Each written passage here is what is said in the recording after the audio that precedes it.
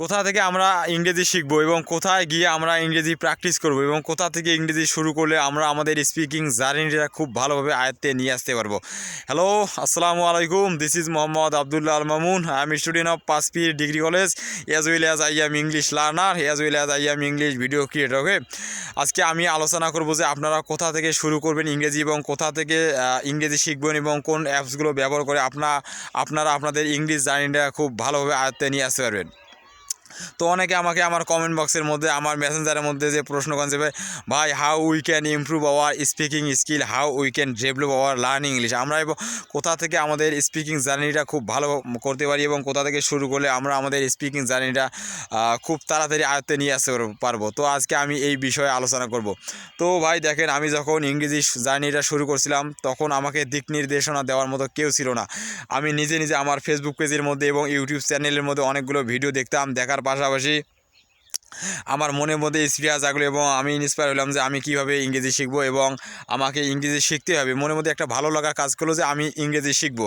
তখন থেকে আমি তাদের চলাফেরাগুলো, কীভাবে কথা বলে, কীভাবে কথা বলার স্টাইলগুলো এবং যারা নেটিভ স্পিকার ছিল তাদেরকে আমি ফলো করতাম এবং ফলো করার পর আস্তে আস্তে আমি আমার নিজের ভিডিওগুলো ধারণ করতে শুরু করলাম আমার ক্যামেরার মধ্যে এবং ক্যামেরার মধ্যে ধারণ করার পরে সারাদিন মনে করেন যে 2-3টা করে ভিডিও করি বা একটা ভিডিও করি, যেদিন যেমন রাতের মধ্যে আবার সেই ভিডিওগুলো দেখার পর দেখি যে কোথায় ভুল হয়েছে এবং কোথায় ভুলটা হয়েছে সেই ভুলটা সংশোধন করার চেষ্টা করি। তো তখন এইভাবে আস্তে আস্তে মনে করেন যে আমার প্রায় 7-8 মাস থেকে আমি ইংরেজি প্র্যাকটিস করতেছি।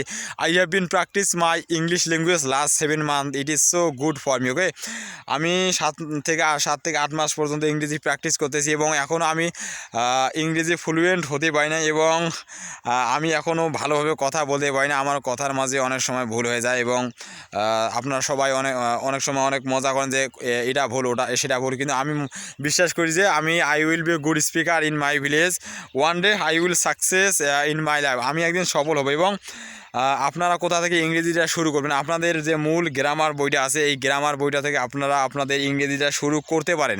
যেমন গ্রামার বইয়ের কোন বিষয়গুলো পড়বেন, যেমন আছে 1 নম্বরে মডাল ভার্ব, 2 নম্বরে সেন্টেন্স, 3 নম্বরে টেন্স এবং 4 নম্বরে পার্ট অফ স্পিচ। মনে করেন যে গ্রামার যে মূল থিমগুলো আছে এই থিমগুলো আপনাদের বেশি বেশি ফোকাস করতে হবে এবং এর পাশাপাশি আপনাদের একটা যেটা কঠিন কাজ করতে হবে সেটা হলো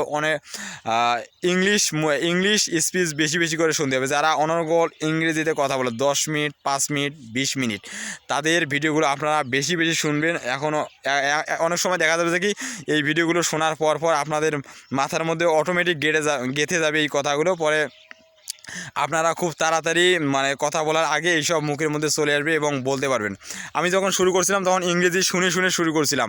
তারপর আমার যে গ্রামার বইটা ছিল এই গ্রামার বই থেকে আমি কিছুদিন চর্চা করতাম, করার পাশাপাশি আমি এখনও যে কাজটা করি সেটা হলো বেশি বেশি আমি ইংলিশ স্পিচ শুনি এবং বেশি বেশি প্র্যাকটিস করি। ইংলিশ ল্যাঙ্গুয়েজ বেশি বেশি প্র্যাকটিস করি। যেমন আমি behind me there is one small potato field, behind me পশ্চাতে আমার একটা পটেটো ফিল্ড মানে কি আলু ক্ষেত।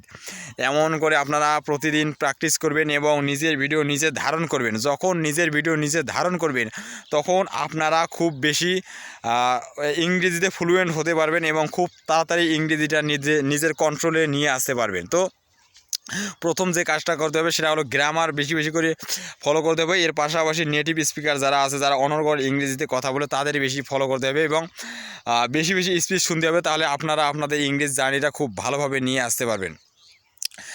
তো আজকের ভিডিও এ পর্যন্ত। দেখেন আমার পিছনে একটা ফুলকপি ফিল্ড, এটা যদি আপনারা ইংরেজিতে বলতে চান তো কি বলবেন, there is one small cauliflower field. Cauliflower মানে কি ফুলকপি ক্ষেত, সেখানে হয় একটি ফুলকপি ক্ষেত। ওকে, তো নিজে নিজে সেন্টেন্স মেক করবেন এবং ভোকাবুলারি যেগুলো আছে ওগুলো বেশি বেশি করে ফোকাস করবেন। ভোকাবুলারি যখন আপনারা 100, 500, 1000 যখন জানা হয়ে যাবে তখন সেন্টেন্স কীভাবে তৈরি করতে হয়, টেন্স যদি আমরা পড়ি তারপরে এই সেন্টেন্সগুলো আমরা অটোমেটিক তৈরি করতে পারবো। তো thanks for watching this video, keep enjoying, keep learning. আসসালামু আলাইকুম, আল্লাহ হাফেজ।